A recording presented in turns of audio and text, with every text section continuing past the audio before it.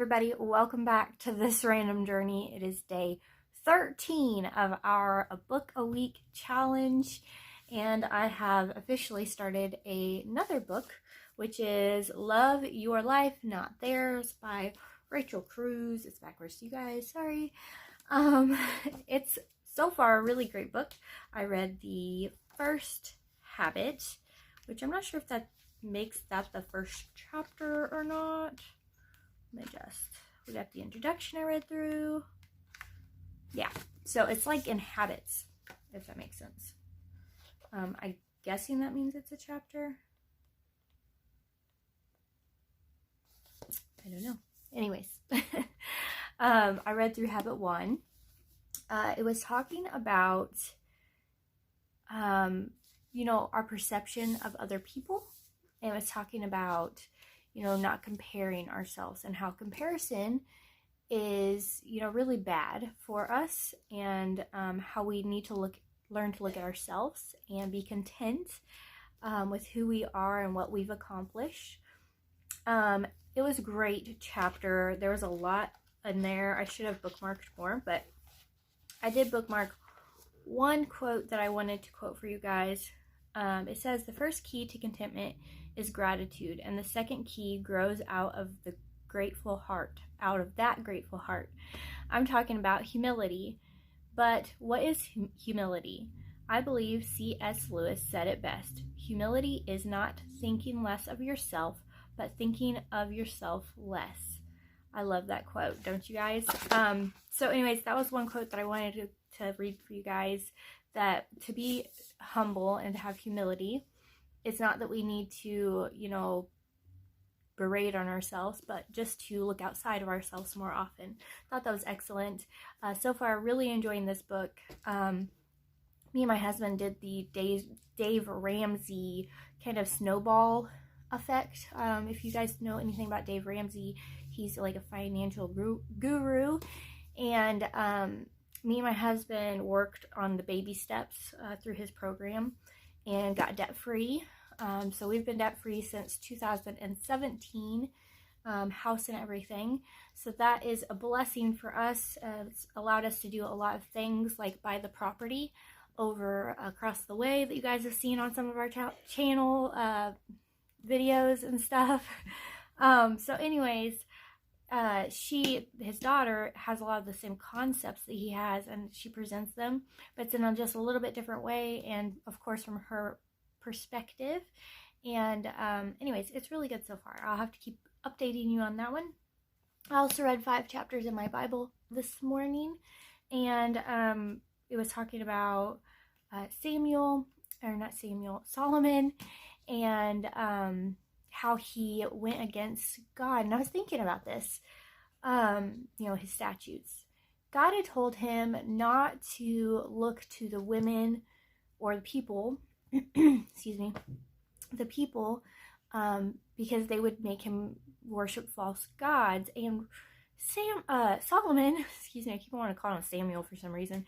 Solomon, being the wisest man that has ever lived, which you would think that would make him understand that, he shouldn't do something that he's been told not to. But he goes against that, and he likes all the women, and so he begins taking them in as his wives. And so I just thought that was so interesting, that even the wisest person could not combat sin and lust. And I just thought that was really, really good thought. And anyways, it's something I've been thinking about ever since I read it. Thinking about how even the wisest people can make mistakes. So the next thing I've been reading in Hello Fears, you guys know, it's what started this whole challenge. I read chapter 6, and I'm on the takeaways page. So before I started reading this chapter in particular in this book, I was a little concerned, because I read the title to the chapter yesterday and was like, I don't know if I'm gonna like this. Immediately I was like, I don't know how I'm gonna like this chapter, because it says hello ego. And for me, I always thought of ego as something else, I guess, or I perceived it a little bit differently than the way she brought it across. And so I actually really enjoyed this chapter. It's one of my favorites so far. It was talking mainly about failure and how failure can be a good thing. And so anyways, she was talking about what failing is, and failing is a lesson. It's human and normal and okay. It's not even trying at all. You're failing if you don't even try at all. And then she crossed out getting it wrong. Failure is not getting it wrong. That's what we think it is, but that's not the truth of the matter. When we fail, we are learning and growing, and if we are not failing, then we are not learning and growing. So I thought that was fantastic. Talked about if we do face rejection, or when we face rejection, because if you are working and trying to achieve a goal, you're going to fail a lot of times. And it said when you face that rejection, that there is a process to go through. And she talked about that process being: 1, you're going to cry your heart out. 2, you're going to share your story with others. 3, you're going to give yourself a deadline to feel sorry for yourself. She said, make sure you set a date or amount of hours, or maybe even it's only minutes for you, but set some kind of a time frame that this is how long I'm going to allow myself to feel sorry for myself, and then I'm going to be done with that. And I thought that was really kind of a fun concept. And then 4, you're going to just move on. After you feel sorry for yourself and you've given yourself time to feel sorry for yourself, just go on and move on. So anyways, you're going to turn your fears into goals. And so I have been thinking a lot about different fears and different things that's been holding me personally back. And so I am going to be working on figuring out what fears are holding me back, and instead put a goal in place to help me overcome that fear. I can think of several right off the top of my head that is actually holding me back from living the life that I really want to live. And so I'm going to be talking to my husband, obviously, because I do everything with him.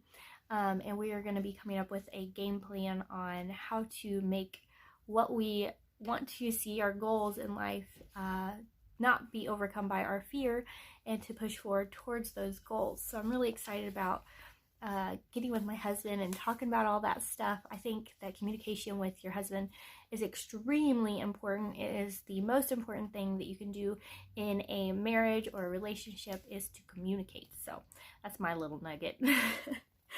Okay, so she talked about comfort, and that comfort is the enemy to success, and I can 100% relate to that. Actually, I'll just give you an example that me and my husband have overcome some things and gone out of our comfort zone. One of the biggest things that we have done is adopt our son, Gage. And that was way out of our comfort zone, obviously. We had to go through classes, we had to do training, we had to work really hard to make it a reality that we could adopt him. Of course, there was a lot of heartache and a lot of setbacks and different things throughout the years as we was working towards that goal. But eventually, in 2017, he became our son, and it is one of the best decisions, even though it was like so hard and still has its struggles every once in a while, but it has been so rewarding. And getting out of our comfort zone, I never would have thought that I would have been brave enough to do something like that, but I'm really glad that we did. So that's one example from my personal life that I was thinking about comfort zones. I was thinking, when have I gotten out of my comfort zone? And that was like the big one that like stuck out to me. So moving on, it says choose action over perfection every time. So don't expect something that you're gonna do be perfect. It's probably not gonna be. It's probably gonna maybe even fail, but if you don't try, you're gonna fail automatically. So don't expect to be perfect, just try it, see if it's gonna work, and if it doesn't work, learn from the experience and move forward, and next time you can do something better. She talked about different types of egos. Okay, so she talked about the super ego, which is the external expectations of like other people or like the world, what people expect out of us. You know, you're gonna have kids, you're gonna get this certain job, whatever it is. And then the ID was the other thing that she talked about, which is internal desires, things that we want. And then there's just the plain old ego, which is like the balance between the two. So we're trying to make everybody happy, basically. We're trying to make our inward self happy, and we're also trying to make other people happy, or their expectations of what we should do or could become happy. So we try that to find that happy medium, which is what our regular ego would be. It says, a strong ego can keep us on the right track toward our own kind of success. So I thought that was really good. And then it talked about opportunities, which is so funny because I've been praying about opportunities, like the Lord would send us opportunities, me and my husband. And so this chapter talked about opportunities, and it says they, excuse me, they are ours to take, but we need courage. And that just goes back through all of this book and how it's about courage and how we have to overcome those fears and get uncomfortable and go outside of ourselves. And I don't know, it's just, and it's so funny because she talks so much about in this book about not looking at like Instagram or Facebook or different social media sites and looking at other people's lives and like comparing. She talked about comparison and how it is just horrible. And it's so funny because this book was talking about the same exact thing. And so I don't believe in coincidence. I believe everything happens for a reason. And it's so funny because all the books I've been reading have been correlating with this book, which this is the book that sparked this whole thing, this whole a book a week challenge. And it's just been so amazing to see the Lord kind of opening my eyes to different things that he's wanting me to work on in my personal life.